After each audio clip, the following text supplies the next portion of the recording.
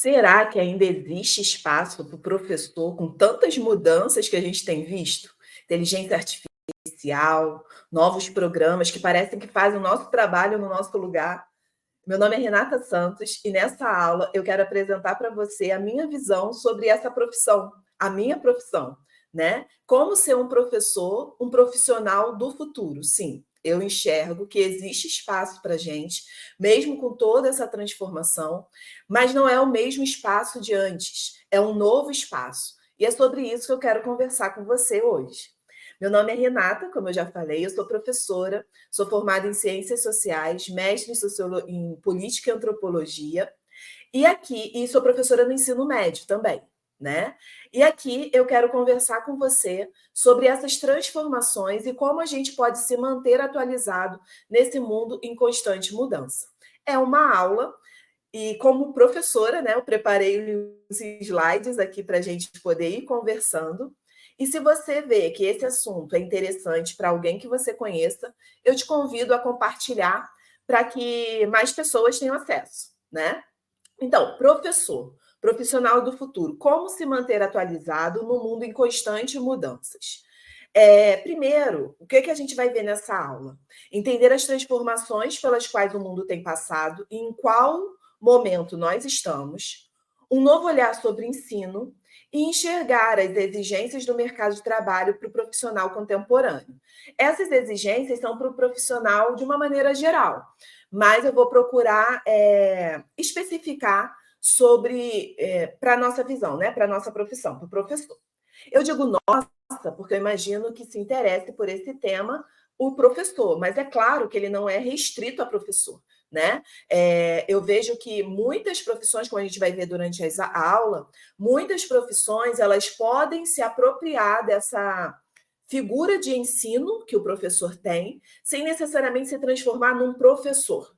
Nós vamos ver isso durante a aula. Então, primeiro, as transformações históricas. Uma passada bem breve, assim, só para a gente contextualizar o que a gente vai falar aqui, tá? Então, nós viemos de uma era agrícola, tivemos uma transição, né, uma revolução industrial, que chegamos na era industrial, depois tivemos outra revolução, outro período histórico, outra transformação, que é a era que chamamos da era da informação, e depois uma última transformação para a era do conhecimento. Então, mais uma vez, agrícola, industrial, informação, conhecimento. E em cada transformação, deixa eu ver se eu consigo aqui me mudar de lugar para não tampar. Em cada transformação, deixa eu ver assim, ficou diferente. Em cada transformação, a gente muda também quem tem poder nessa era, né? Cada transformação traz a sua figura de poder. Então, na era agrícola, manda quem? Manda quem tem terra, né? Então, quem são os poderosos da era agrícola? Quem possui terra. Terra era o maior valor nesse período. Depois da Revolução Industrial, que chamamos da primeira Revolução Industrial, manda quem tem capital, né? A formação das indústrias gera o capital, vem o surgimento do capitalismo, então passa a mandar quem tem capital. Vivemos uma outra transformação, em quem tem informação. Esse manda é só um jeito de falar, né? Porque a minha ideia aqui é transmitir onde está o poder. Quem tem a capacidade de manejar o poder. Nós não estamos mais na era industrial. Quer dizer que quem tem capital não tem mais poder? Tem. Só que essas transformações vão gerando, porque o capital, quem tem capital, investe agora nessa nova moeda de troca, que é a informação. E na era da informação, na era do conhecimento, manda quem sabe gerenciar essa informação. E nós estamos onde? Nós estamos exatamente nessa transição, tá? Nessa transição aqui. Deixa eu botar maior a imagem.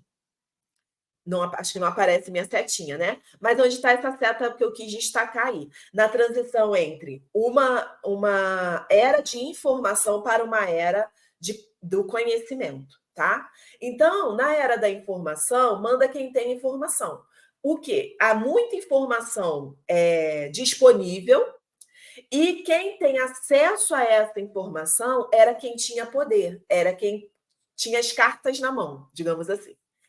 Agora, com essa passagem, a informação ela é abundante. Então, todo mundo tem acesso à informação. Ter acesso à informação já não é algo relevante desse ponto de vista, sabe? De poder, de capacidade de negociação, já não é algo relevante, porque todo mundo tem informação, e hoje ainda mais, não apenas todo mundo tem informação, mas existem as IAs que geram informação e geram até uma espécie de conhecimento, né? Então, nesse novo período, quem é que vai se destacar? Quem sabe gerenciar essa informação, quem tem a capacidade de fazer uma curadoria de informação, quem sabe filtrar informações, quem tem uma visão para além do dado, mas de conectividade entre dados, entre informações, que é o que a gente chama de conhecimento aqui, tá? Então, cada passagem de era traz novas tecnologias que fazem com que novas profissões surjam e outras desapareçam. Isso é natural. Toda transição trouxe isso, né? Da era agrícola para a era industrial, profissões novas surgiram e outras desapareceram. E cada transição acontece dessa maneira. E isso não é diferente da transição que nós estamos vivendo. Profissões vão surgir e outras vão desaparecer. E aí, com todas essas tecnologias que surgem, né, surge o medo. E a minha profissão? A minha vai permanecer? A minha vai sobreviver a essa transformação? Assim, eu não estou aqui para fazer previsão de futuro, né? Mas o que eu vejo como relevante para qualquer profissional? Buscar a atualização para que, ainda que a minha profissão, enquanto título, né, morra, desapareça, perca o sentido, eu continue relevante com aquilo que eu sei fazer, mas nesse novo mundo que está surgindo. Porque o que faz muitas profissões desaparecer, não as profissões, mas o que faz muitos profissionais sumirem na sua profissão, por exemplo, a datilógrafa, né? A datilógrafa, com o surgimento dos computadores e dessa abundância de facilidade de informação, de gerar informação, a datilógrafa ela perdeu o seu lugar. Mas ela não, uma datilógrafa, a datilografia perdeu o seu lugar, né? A profissão datilógrafa. Não existe mais você se candidatar a uma vaga de datilógrafa. Então, essa profissão, ela desapareceu. Mas a profissional que era datilógrafa, ela não precisa desaparecer com a profissão, é isso que eu estou querendo dizer. Ela não precisa desaparecer com a profissão. Ela pode se atualizar e aquela bagagem que ela tem como datilógrafa ser utilizada depois, porque depois da datilógrafa, por exemplo, surgiu o digitador. E depois do digitador, aí eu não sei. Sinceramente, não penso o que viria depois. Mas dá para entender a ideia do que eu estou querendo dizer? A sua profissão, ela pode até desaparecer, mas você, enquanto profissional, não precisa desaparecer junto com a profissão. E eu vejo que isso é o importante em cada transformação, porque novas tecnologias, não é por causa do boom que a gente está vivendo com as inteligências artificiais, ou novas tecnologias sempre surgem o tempo inteiro, né? O exemplo da datilógrafa mesmo é um bom exemplo nisso. Então, como que o profissional se mantém relevante? Ele se mantém relevante, se atualizando, e a gente vai ver mais detalhes disso mais para o final da aula. Então, isso é natural, tá? O que eu quero dizer? É natural que novas profissões surjam e e outras profissões desapareçam. Nós não podemos assumir, o que eu vejo que é importante, é não assumir uma postura de medo, sabe? De vítima não é a palavra, mas de ameaçado, de acuado, de refém das transformações. Mas é importante que o profissional, de uma maneira geral, ele se posicione de maneira ativa diante da sua vida profissional e em relação às transformações que estão acontecendo. E é essa a proposta da aula aqui. Então, seguindo aqui. Então, as transformações que eu já falei, em cada uma dessas transformações vão surgir novas profissões e desaparecer outras profissões, tá? O momento que estamos vivendo valoriza o ensino, mas não necessariamente o professor. O que eu quero dizer com isso? Que com essas transformações que vão surgindo, né, novas profissões vão surgindo, outras desaparecendo, e uma coisa que a gente fala muito é sobre a figura do professor. Qual o lugar do professor hoje? Né? Existe ainda espaço para o professor? Essas transformações todas de informação e de conhecimento, porque outra coisa relevante a se dizer é que cada vez as transformações de eras acontecem num menor espaço de tempo. Então, da revolução da era agrícola para a revolução industrial levaram-se séculos, né, de processo de transformação. Agora, da era da informação para a era do conhecimento, dentro de uma mesma geração a gente vê essa transformação, né? Eu nasci no início da era da informação, não necessariamente no início, mas assim, eu peguei o que se chamava, estamos entrando na era da informação, e hoje eu já estou aqui falando, estamos entrando na era do conhecimento. Então, cada vez um tempo mais curto, essas transformações acontecem, né? E essa transformação que a gente está vivendo ela valoriza muito o ensino, mas não necessariamente o professor. E o que eu quero dizer com isso? A figura tradicional do professor, né? Aquele professor de sala de aula que transmite um conteúdo, que é detentor de uma informação que aqueles alunos não têm e precisam do professor para ter acesso àquele conteúdo, àquela informação. Essa figura do professor realmente está morrendo. Essa figura de professor, esse professor magnânimo, cheio de autoridade, cheio de um conhecimento, detentor de informações que mais ninguém tem, essa figura realmente está morrendo. Por quê? Porque a informação é abundante. Então, quando a gente fala assim, existe espaço ainda para o professor, a profissão vai permanecer? Vai, desde que você não esteja olhando para esse professor. Porque se você está buscando continuar a manter a posição desse professor, aí eu acho que você vai se frustrar.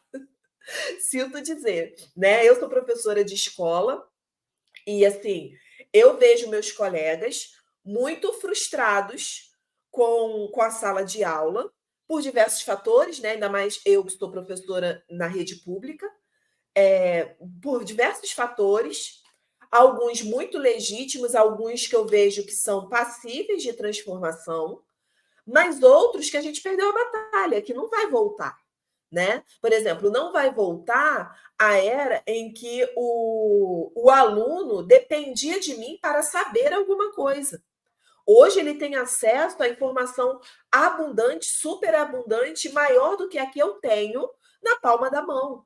Isso é uma revolução que não volta mais. E se a gente quer se comportar como os professores que a gente teve, né, da minha geração, eu tenho 40 anos para te situar.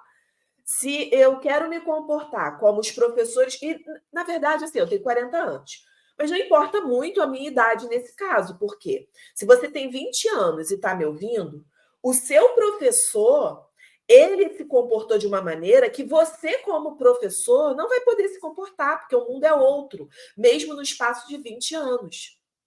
Então, se você está pensando, mas a profissão de professor, como assim profissional do futuro? Eu estou pensando um novo professor. Eu estou pensando um novo profissional, um profissional adequado a esse tempo. Então, essa figura do professor em sala de aula, transmitindo um conteúdo, detentor de uma informação que mais ninguém tem, que o aluno precisa estar ali na sala de aula para ter acesso àquela informação, esse professor não existe mais, né? Esse professor vai morrer. E talvez você esteja se sentindo frustrado, na profissão, na sua atuação profissional enquanto professor, porque você está querendo ser aquele professor, né? Ou melhor, você está sendo aquele professor, mas os alunos não são mais aqueles alunos, o mundo não é mais aquele mundo. Então, não casa, não casa. É necessário haver uma reformulação, uma mudança para que você se mantenha relevante nesse tempo como professor. E é nesse sentido que eu estava falando, que a sua profissão, ela pode até morrer, mas você, enquanto profissional, enquanto detentor daquelas habilidades e competências desenvolvidas no entorno daquela profissão, você não precisa morrer junto com a profissão, tá bom? É nesse sentido que a gente está caminhando. Então, por quê? Porque estamos passando dessa era, né? De informação para conhecimento. Enquanto era o valor estava em quem tinha informação, o professor tinha a informação. Ele tinha aquela. É complicado a gente diferenciar informação de conhecimento, né? Mas a gente vai fazer isso daqui a pouquinho. Mas ele tinha aquele conhecimento, aquela informação que mais ninguém tinha. Mas agora não é mais assim. E como a gente está fazendo uma diferença, passando, né, vivendo essa transição de informação para conhecimento, é importante dizer que informação é diferente de conhecimento. São duas coisas diferentes. Na nossa linguagem, na nossa forma de falar, a gente usa muito como sinônimo, né? O professor tem um conhecimento, o professor tem uma informação. Parece que é a mesma coisa. Mas, para a gente ter um entendimento um pouco mais aprofundado, incluindo essa transformação, de que transformação a gente está falando, vamos procurar aqui diferenciar um pouco mais informação de conhecimento. Eu acho que essa imagem, ela traduz muito bem a ideia que eu estou querendo transmitir com essas duas palavras, informação de um lado e conhecimento de outro. Então, a informação você vê que é dispersa.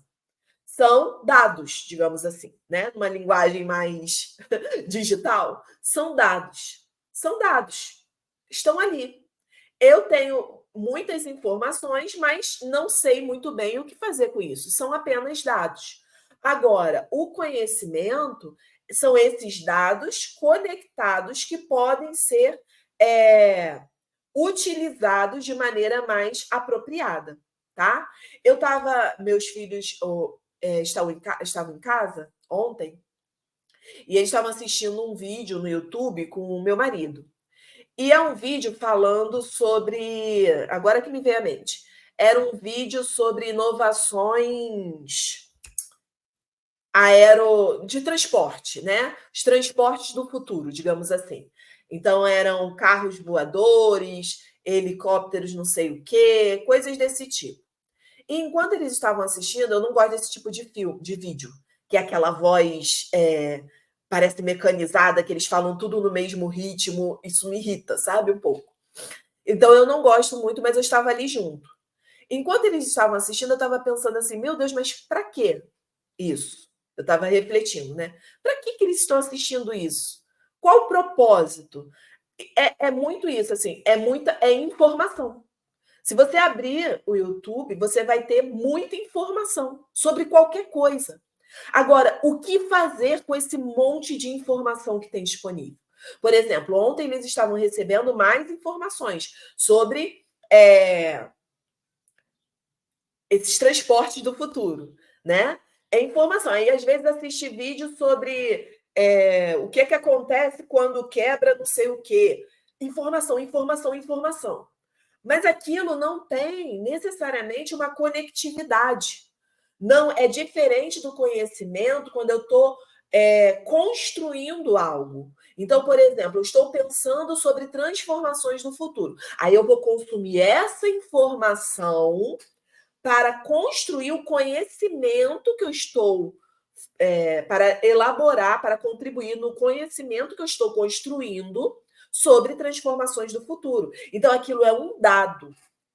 Mas do jeito que eles estavam assistindo, é só informação. Então a informação ela é cumulativa e esquecível. Porque pode ser que daqui a pouco eles não lembrem sobre aquilo. né? Porque aquilo não teve, não se conecta com algo diretamente. Eu estou desprezando isso? Óbvio que não, porque eu sei que, igual o Murilo Gun ensinava, né? O Murilo Gun, ele tinha um programa Reaprendizagem Criativa, um curso que, inclusive, está disponível no YouTube agora. E ele fala sobre input, a necessidade de recebermos inputs. Então, esses dados, essas informações são como input. Só que se eu não sei transformar esse input em conhecimento para gerar algo, ele fica ali e é cumulativo e é esquecível, né? Então, essa é a informação. O conhecimento ele já é seletivo e inesquecível, por quê? Porque ele cria links, ele cria redes. Então, ele se conecta, ele é conectável, uma informação, ele conecta uma informação com a outra e aquilo ganha um sentido próprio para mim, né? Então, uma diferença bem basiquinha aqui para a gente entre informação e conhecimento, para a gente continuar construindo a nossa ideia. Então, aqui, qual a diferença? Estou tentando aqui uma área em que eu não tampe. Não estou conseguindo. Mas qual a diferença entre a era da informação e a era do conhecimento no que diz respeito ao profissional e, em especial, o profissional do ensino? A era da informação, ela valoriza o título e as profissões tradicionais, né? Então, em que você é formado? Por exemplo, eu sou uma professora de física. Então, isso é importante. Essa é a informação relevante na era da informação. Agora, na era do conhecimento, o que se valoriza muito mais são os resultados. O que você gera? Qual é o tipo de conhecimento que você produz? Que tipo de solução você é capaz de oferecer? É diferente. E aí eu vejo a frustração de muitos dos meus colegas. Por quê? Porque estudou a vida inteira, se formou numa determinada disciplina, né? E agora essa disciplina perde a importância. E aí é a questão da inteligência emocional também, porque a perda da importância da relevância daquela disciplina, muitas vezes o profissional assume como a perda de relevância pessoal. Então, por exemplo, eu sou uma professora de física, me formei como professora de física, e agora pedem para eu dar aula de bomba.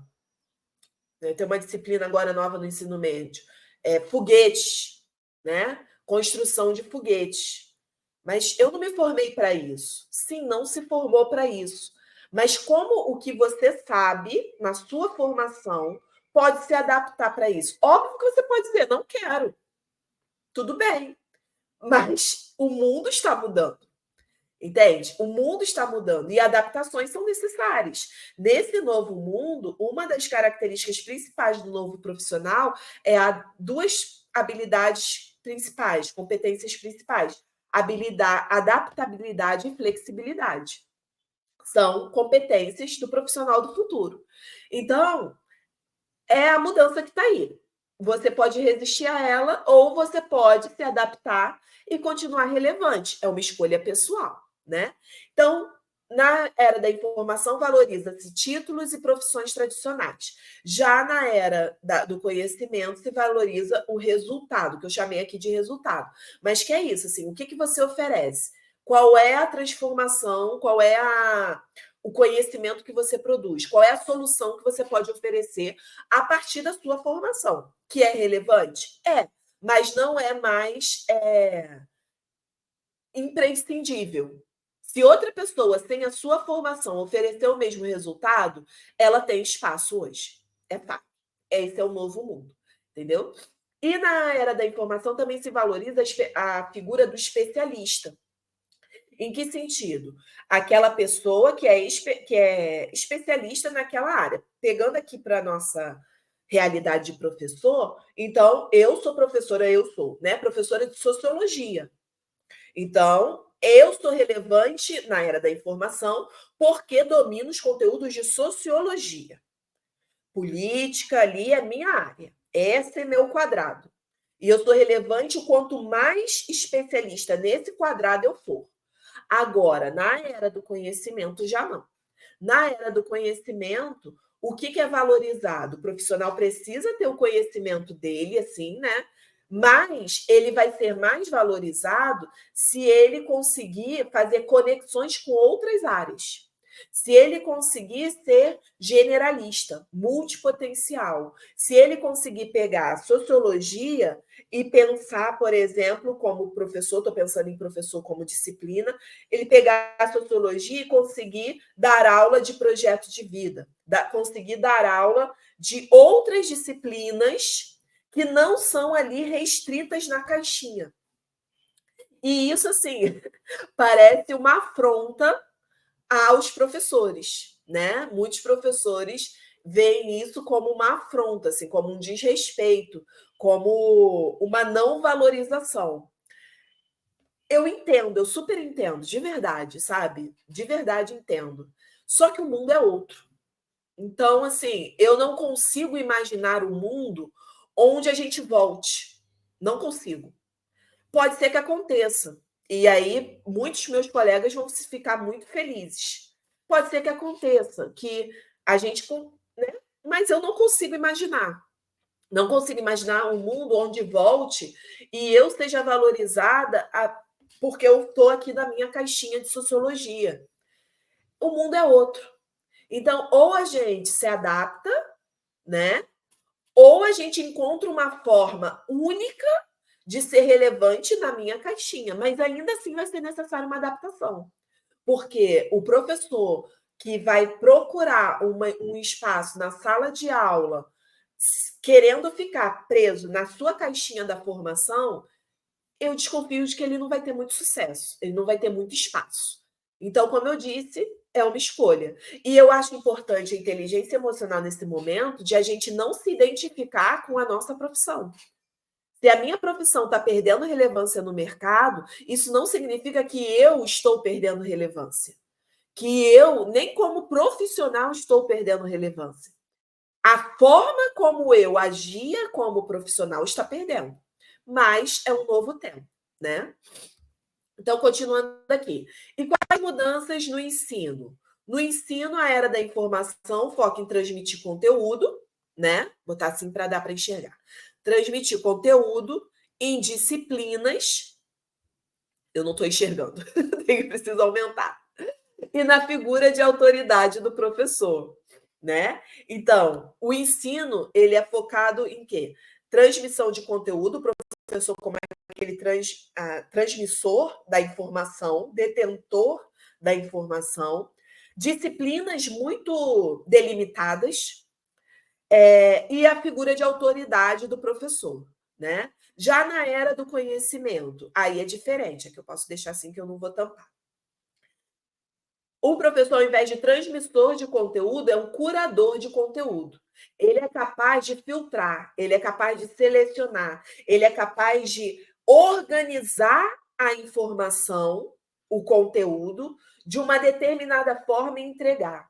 Enquanto antes o professor ele transmitia conteúdo, ele detinha informação e transmitia, agora a figura do professor valorizada é aquela que empacota esse conteúdo de uma determinada maneira e oferece. Né? A gente vai ver alguns exemplos aqui no finalzinho. E ele empacota, ele faz uma curadoria. Isso aqui é relevante para esse público. Então, eu estou atendendo esse público. Isso aqui é relevante, isso aqui não, isso aqui eu tiro, isso aqui eu vou excluir, isso aqui eu posso apresentar dessa forma. O professor que tem essa habilidade, ele se mantém relevante. Né? Então, antes, enquanto era valorizada a questão da disciplina, hoje a interdisciplinaridade ganha espaço. Né? Cada vez mais é cobrados currículos transversais, uma comunicação entre disciplinas. Eu sei que existe muita crítica quanto a isso. E você pode colocar aqui, né, para a gente continuar conversando sobre. Eu tenho assistido algumas aulas, alguns vídeos sobre pessoas que criticam a interdisciplinaridade, e eu vejo pontos de relevância nas críticas, mas eu volto à questão: o mundo está diferente. Então, é importante a gente considerar as críticas, mas não desconsiderar o mundo que a gente está hoje, que não é mais o de antes. E esse é o conflito, essa é a dificuldade para casar as visões, sabe? E mais uma diferença: enquanto antes era a figura de autoridade do professor, hoje o professor atuando mais como um mediador ou mentor. Em que sentido mediador? Porque o conhecimento está aí. O aluno ele não precisa mais ir ao professor para ter acesso àquele conteúdo. Então, o professor ele funciona como aquele sábio, aquela pessoa mais experiente, que pode mediar, que pode dizer: olha, isso aqui vai te levar para cá, isso aqui vai te levar, isso aqui não é relevante por conta disso, isso aqui contém erros por conta daquilo, como um mediador, mas não como aquele que detém, sabe? A autoridade está nele. Não, ele vai ali conduzindo um caminho de aprendizagem que cada vez mais pode e é autônomo. Né? O meu filho, por exemplo, meus filhos têm 4, hoje eles têm 4, deu 5 e 8 anos. E 9 anos. Gente, eu perdi a idade do meu filho. 5 e 9 anos. E eles aprendem coisas cada vez mais sozinhos, né? E eu, como mãe, funciono muito como uma mediadora, como essa condutora. Peraí, você está interessada em robótica? Então vai por aqui. Assim. E eu vejo que esse é o papel do professor, sabe? Não mais aquele que apresenta, mas que conduz. Então, o que acontece? A gente se forma, fica naquela dúvida de para onde vou, qual caminho, e se frustra, né? É isso que a gente tem visto. E por quê? Porque vem com uma expectativa do que é ser professor. Uma expectativa baseada na minha experiência enquanto aluno. Só que o aluno que eu vou lidar não é mais aquele aluno que eu fui. É um novo aluno. E aí a frustração, né? Por isso a necessidade de se adaptar. E aqui o profissional precisa estar atento para sobreviver e até aproveitar todas essas transformações. O que você precisa prestar atenção? Abandonar as caixinhas. Já estou indo para o final da aula, tá? Abandonar as caixinhas. Que caixinha? Eu sou professora de sociologia. Eu ensino isso aqui desse jeito. Você vai precisar abandonar isso. Você vai precisar se reinventar, uma palavrinha que eu não gosto muito, mas é verdadeira. Você vai precisar se adaptar, vai precisar aprender novas coisas, fazer de um jeito diferente, ensinar de um jeito diferente e aprender de um jeito diferente. Vai precisar abandonar essas caixinhas que durante tantos anos foram confortáveis, mas hoje em dia não são mais, né? Não são. E se você quiser permanecer nela, você vai ficar desatualizado. Uma segunda coisa é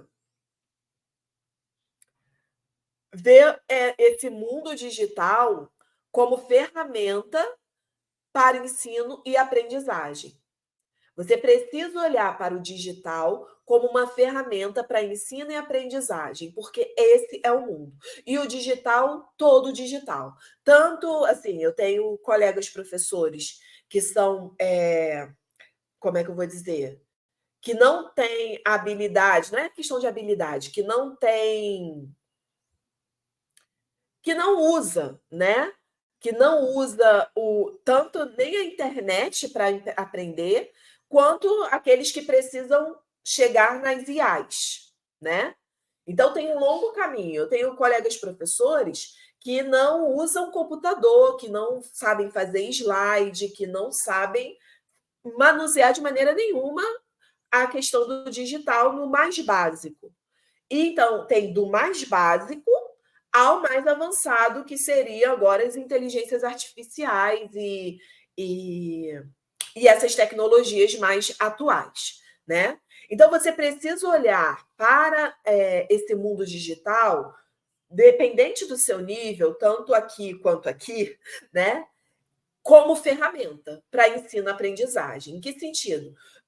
Como ferramenta sua enquanto profissional para usar com os seus alunos e para você se colocar como aluno.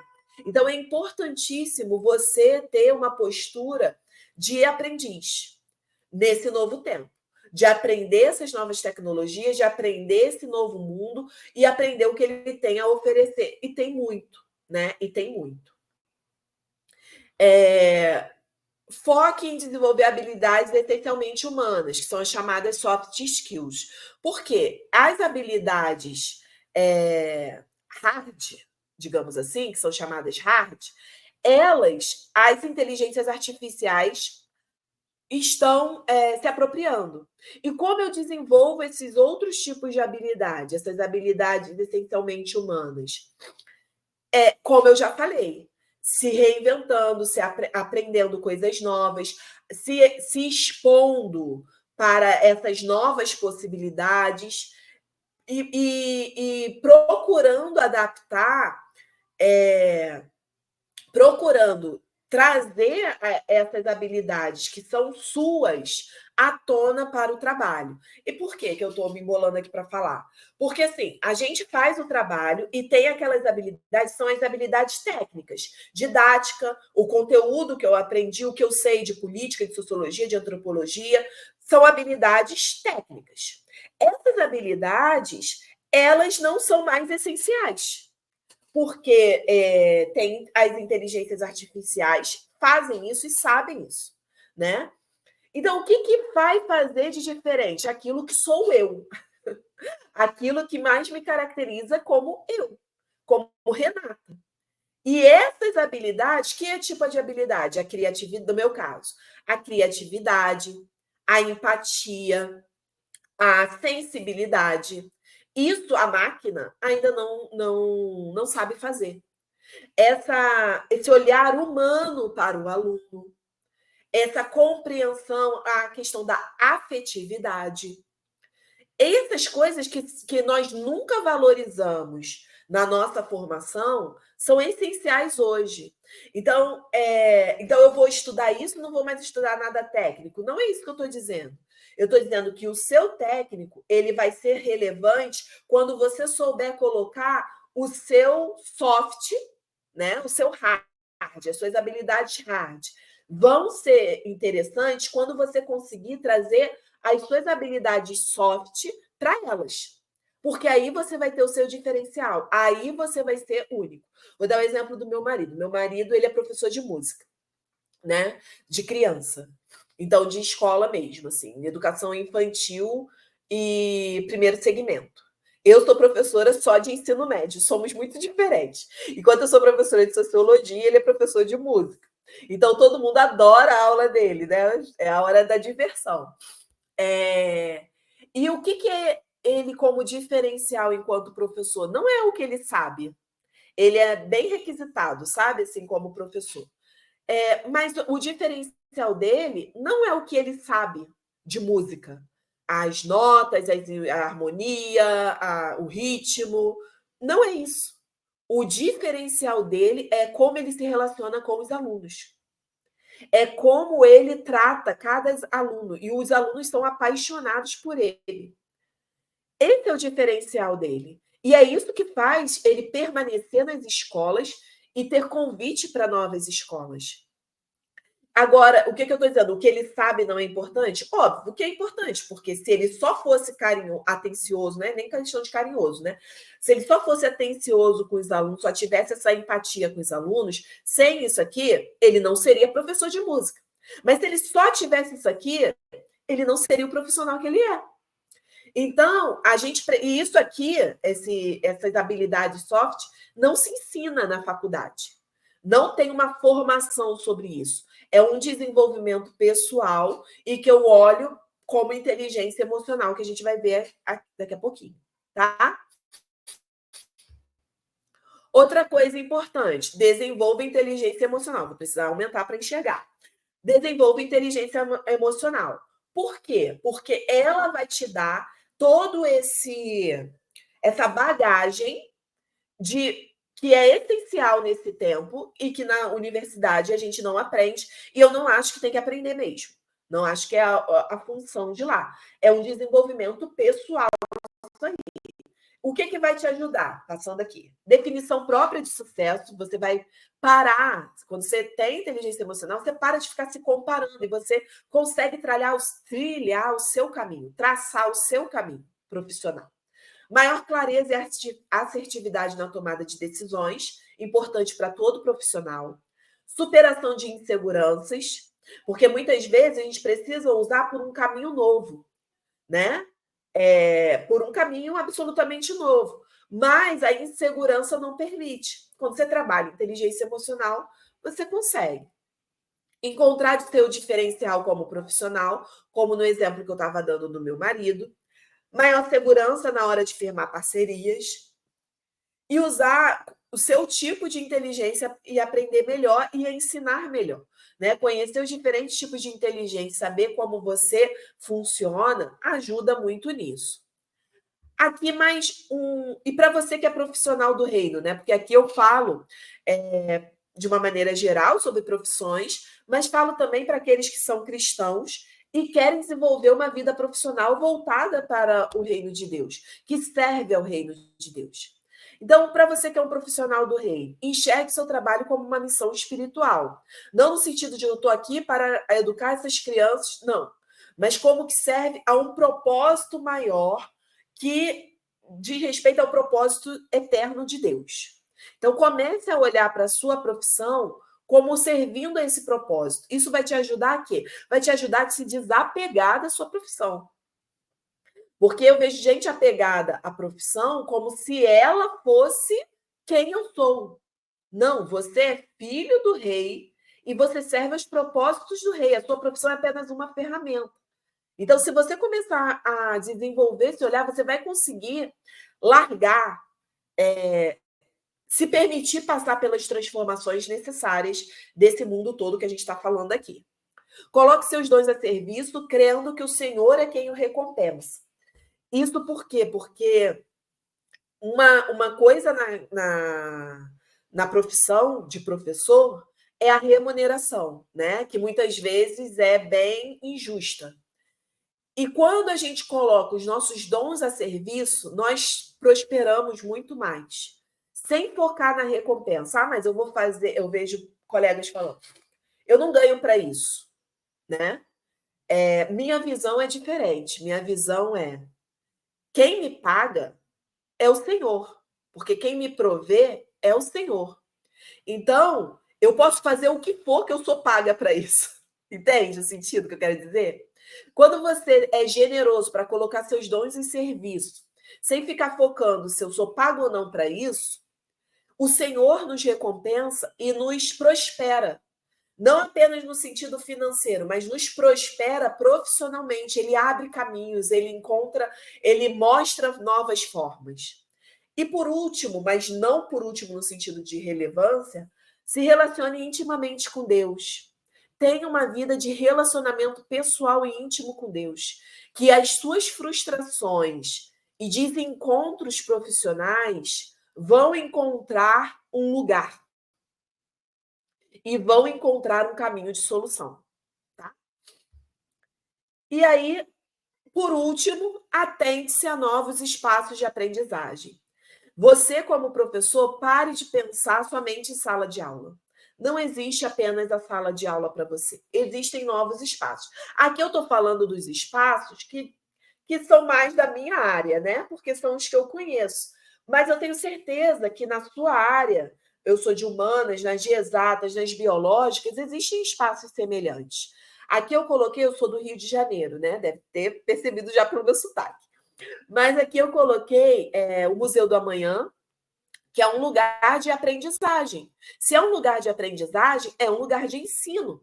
É um lugar que um professor pode atuar como professor, como esse novo professor, né? Não aquele transmissor de conteúdo de sala de aula, mas um professor.